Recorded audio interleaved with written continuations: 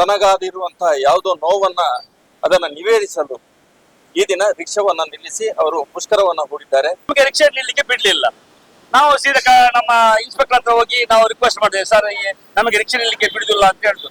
ಕಡೆಗೆ ಇನ್ಸ್ಪೆಕ್ಟರ್ ಹೇಳಿದ್ರು, ನೀವು ರಿಕ್ವೆಸ್ಟ್ ಲೆಟರ್ ಕೊಡಿ ಅಂತ ಹೇಳಿದ್ರು.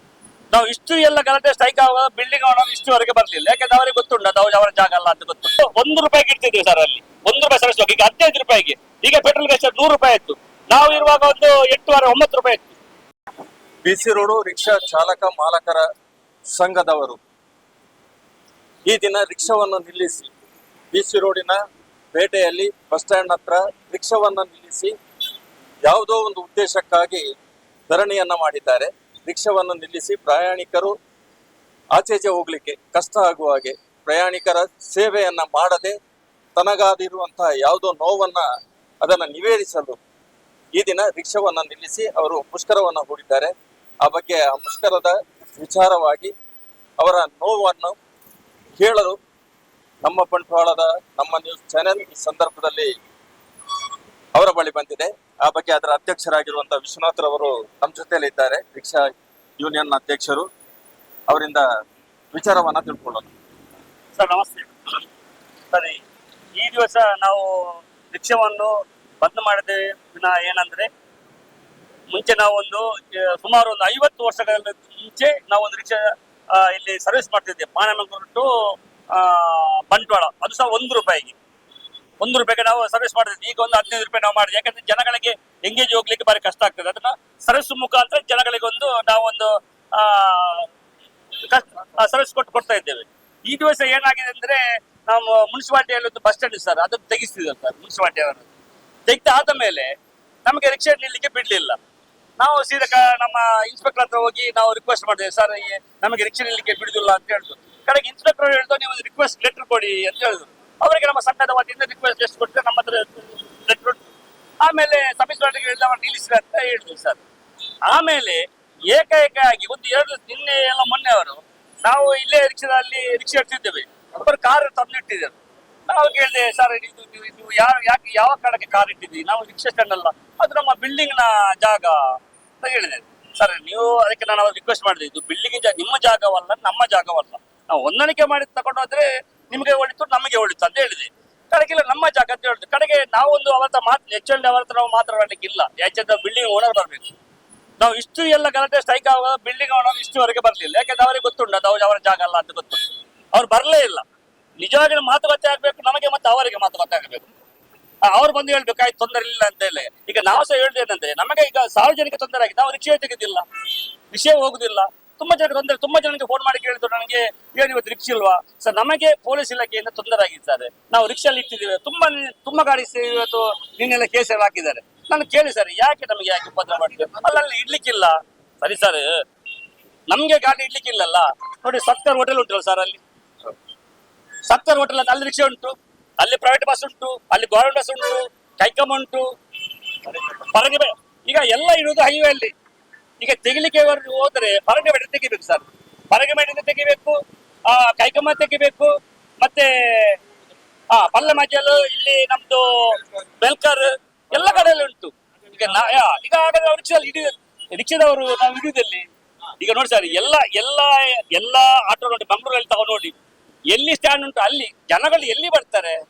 ಅಲ್ಲಿ ನಾವು ಆಟೋ ನಿಲ್ಲಿಸಿ ಎಲ್ಲೇ ಒಂದು ಒಗ್ಗ ಕಾರಿನ ಕ್ರಾಸ್ ಅಲ್ಲಿ ಇಡ್ಲಿಕ್ಕೆ ನಮಗೆ ಆಗ್ತದ? ಅಲ್ಲಿ ಎಂತ ಅರಣ್ಯ ಪ್ರದೇಶ ನಮಗೆ ಇಡ್ಲಿಕ್ಕೆ ಆಗ್ತದ? ಜನಗಳು ಇಲ್ಲಿ ಇದ್ದಲ್ಲಿ ನಮ್ಮ ಜನರಿಗೆ ಸೇವೆ ಕೊಡುದು. ಅದನ್ನು ಬಿಟ್ಟು ನೀವು ಇಲ್ಲಿ ರಿಕ್ಷಾ ಇಡಬಾರ್ದು. ನಮಗೆ ತೊಂದರೆ ಅಂಟೆ ಆಗಿದೆ ಸರ್. ನಾವು ಹೇಳಿದಲ್ಲ, ₹1 ಸರ್ವಿಸ್ ಮಾಡಿದ್ವಿ ಸರ್. ಈಗ ₹15 ಸರ್ವಿಸ್ ಕೊಡ್ತಾ ಇದೆ ಜನಗಳಿಗೆ.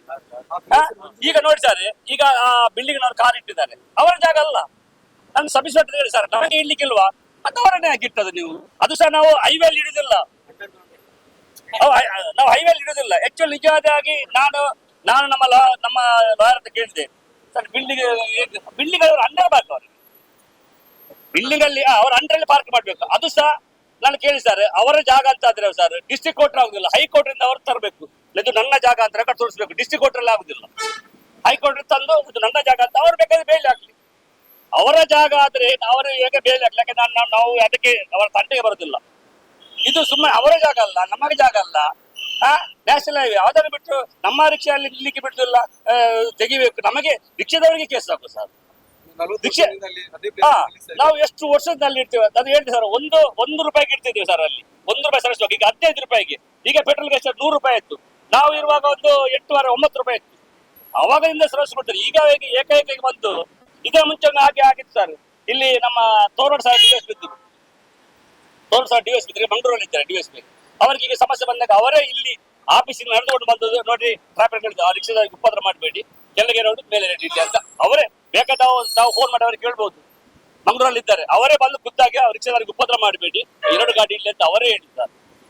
BC ರೋಡಿನ ಬಸ್ ನಿಲ್ದಾಣದ ಸಮೀಪ 40 ವರ್ಷಗಳಿಂದ ಜಾಸ್ತಿ ಆಗುತ್ತೆ, 50 ವರ್ಷ. 40 ವರ್ಷಗಳ ಹೆಚ್ಚಿಗೆ ಕಾಲ ಒಂದು ರಿಕ್ಷಾವನ್ನು ಪಾರ್ಕ್ ಮಾಡ್ತಿದ್ದಂತ ಸ್ಥಳದಿಂದ ರಿಕ್ಷಾ ಡ್ರೈವರ್ಗಳನ್ನ ರಿಕ್ಷಾವನ್ನ ಅಲ್ಲಿಂದ ತೆಗೆಸಲಿಕ್ಕೆ ಪೊಲೀಸರ ಸೂಚನೆ ಮೇರೆಗೆ ಇದೀಗ ಎಲ್ಲ ರಿಕ್ಷಾಗಳು BC ರೋಡ್ನಲ್ಲಿರುವಂತ ಎಲ್ಲ ಯೂನಿಯನ್ ರಿಕ್ಷಾಗಳು ಒಂದಾಗಿ ಅವರು ತನ್ನ ಹಕ್ಕನ್ನ ಚಲಾಯಿಸ್ತಾ ಇದ್ದಾರೆ. ಆ ಹಕ್ಕನ್ನ ಕೇಳ್ತಾ ಇದ್ದಾರೆ, ನ್ಯಾಯವನ್ನ ಕೇಳ್ತಾ ಇದ್ದಾರೆ, ಅವರಿಗೆ ಬದುಕುವ ದಾರಿಯನ್ನ ಅವರು ಕೇಳ್ತಾ ಇದ್ದಾರೆ. ಇದರ ಮುಂದಿನ ಹೆಜ್ಜೆಯಾಗಿ ನೀವು ಇಟ್ಟಂತ ಒಂದು ನಿರ್ಧಾರ ಯಾವುದು? ಈಗಾಗಲೇ ನಾವು ಸಂಬಂಧಪಟ್ಟ ಅಧಿಕಾರಿಗಳು ನಾವು ಮಾತಾಡಿದ್ದೇವೆ. ಅವರು ಬರ್ಲಿಕ್ಕೆ ಹೇಳಿದ್ದಾರೆ. ಈಗಾಗಿ ನಾವು ಸಂಬಂಧಪಟ್ಟ ಅಧಿಕಾರಿ ಮಾತಾಡಿದ್ರೆ ಬರ್ಲಿಕ್ಕೆ ಹೇಳಿದ್ದಾರೆ. ಈಗ ಬಹುಶಃ ಏನೋ ಒಂದು ಮೀಟಿಂಗ್ ಅಲ್ಲಿ ಇದ್ದಾರೆ. ಅವರು ಬಂದು ನಮಗೆ ನ್ಯಾಯ ಕೊಡ್ತಾರೆ ಅಂತ ಭರವಸೆ ಉಂಟು. ಬರದಿದ್ರೆ ನಮ್ಮ ಮುಂದಿನ ಹೆಜ್ಜೆ ಮತ್ತೆ ನಾವು ನಮ್ಮ ಸಂಘದ ವಕೀಲರು ಹೇಳಿದ್ದಾರೆ, ನಮ್ಮ ಡ್ರೈವರ್ಸ್ ಎಲ್ಲ ಇದ್ದಾರೆ, ಅವ್ರ ಕೇಳಿ ಮುಂದೆ ನಿರ್ಧಾರ ಏನ್ ಮಾಡ್ಬೇಕು. ಯಾಕಂದ್ರೆ ನಮಗೆ ಇದರಲ್ಲಿ ಜೀವನ ಆಗ್ಬೇಕಲ್ಲ ಸರ್. ನಮಗೆ ಸರ್ ಒಂದು ದಿವಸ ನಾವು ರಿಕ್ಷಾದವರು ಒಂದು ದಿವಸ ದುಡಿದಿದ್ರೆ ನಮಗೆ ಅಕ್ಕಿ ತಗೊಂಡು ಹೋಗ್ಲಿಕ್ಕೆ ಆಗುದಿಲ್ಲ ಸರ್. ಅಷ್ಟು ಕಷ್ಟ ಉಂಟು. ಅದನ್ನು ಯಾರು ಇದು ಮಾಡುದಿಲ್ಲ. ಗ್ಯಾಸ್ಗೆ ಜಾಸ್ತಿ ಆಗಿದೆ. ನಮಗೆ ಅಷ್ಟು ಕಷ್ಟ ಆಗಿದೆ. ಮೊನ್ನೆ ಸರ್ ತಾವು ನಂಬ್ತೀರ ಬಿಡ್ತೀರಾ, ಮೊನ್ನೆ ಒಂದು ಇಲ್ಲಿ ಒಂದು ಗಲಾಟೆ ಆಗಿದೆ ಸರ್. ಒಬ್ಬರ ಮಂಗಳೂರ ಗಾಡಿ ಅವರು, ಯಾಕೆಂದ್ರೆ ಪೊಲೀಸ್ ಅವನಿಗೆ ನಾನು ರಿಕ್ಷಾದಲ್ಲಿ ಕೂತುಕೊಳ್ಳದಿದ್ದರೆ ಅವನು ಪೊಲೀಸ್ ಅವನಿಗೆ 100% ಹೊಡಿತಾನೆ. ಆ ಪೊಲೀಸ್ನವರೇ ಹೋಗಿ ಸ್ಟೇಷನ್ ಹೇಳ್ತಾರಂತ ಸರ್, ಅವ ಅಧ್ಯಕ್ಷ ಇಲ್ಲದೆ ಹೊಡಿತಾರಂತ. ಇಷ್ಟು ನಾವು ಅವ್ರಿಗೆ ಹೆಲ್ಪ್ ಮಾಡುವಾಗ ನಮಗೆ ಇಷ್ಟೆಲ್ಲ ಕೇಸ್ ಹಾಕಿದ್ರೆ ದುಡಿಯುವವನಿಗೆ ಸರ್ ಏನಾಗ್ಬೋದು ಸರ್? ಹೌದಲ್ವಾ? ನಾವು ಪೊಲೀಸ್ ಇಲಾಖೆ ಹತ್ರ ನಾವು ಮನೆ ಮಾಡಿಕೊಳ್ಳುದು ಸರ್. ನಮಗೆ ದುಡಿಲಿಕ್ಕೆ ಒಂದು ಅವಕಾಶ ಕೊಡಿ ಅಷ್ಟೇ. ನಾವು ಪೊಲೀಸ್ ಇಲಾಖೆ ಹತ್ರ ಮನೆ ಮಾಡಿಕೊಳ್ಳೋದು, ನಮಗೆ ಉಪದ್ರ ಮಾಡಬೇಡಿ. ನಾವು ಎಷ್ಟೋ ಕಾಲದಿಂದ ದುಡಿತಾ ಇದ್ದೇವೆ, ಈಗ ಸಹ ದುಡಿತಿದ್ದೇವೆ. ದುಡ್ಲಿಕ್ಕೆ ಅವಕಾಶ ಮಾಡಿಕೊಡಿ ಅಂತ ನಾವು ಪೊಲೀಸ್ ಇಲಾಖೆ ಹತ್ರ ಒಂದು ಮನವಿ ಮಾಡಿಕೊಳ್ತೇವೆ ಸರ್. ಕಾನೂನಿನ ಪ್ರಕಾರ ಹಿಂದಿನಿಂದಲೂ ದುಡಿತಿರುವಂತಹ BC ರೋಡಿನಲ್ಲಿ ಪಾರ್ಕಿಂಗ್ ಅನ್ನ ಮಾಡಿ ರಿಕ್ಷಾದಲ್ಲಿ ದುಡಿತಾ ಇರುವಂತಹ ಈ ರಿಕ್ಷಾ ಚಾಲಕರಿಗೆ ಮತ್ತು ಮಾಲಕರಿಗೆ ಅವರಿಗೆ ನ್ಯಾಯವನ್ನ ಕೊಡಿ. ಅವರನ್ನ ಮೊದಲಿದ್ದ ರಿಕ್ಷಾ ಪಾರ್ಕಿಂಗ್ ಹತ್ರ 2 ರಿಕ್ಷಾವಾದ್ರೂ ನಿಲ್ಲಿಸಲು ಅವಕಾಶ ನೀಡಬೇಕು ಅಂತೇಳಿ ಅವರು ಮನವಿಯನ್ನ ಮಾಡ್ತಾ ಇದ್ದಾರೆ. ಅವರಿಗೆ ನ್ಯಾಯ ಕೊಡಿ ಅಂತ ಹೇಳುತ್ತಾ ನಮ್ಮ ವಾಹಿನಿಯ ಮುಖಾಂತರ ಅವರಿಗೆ ಶುಭವನ್ನು ಹಾರೈಸ್ತೇವೆ.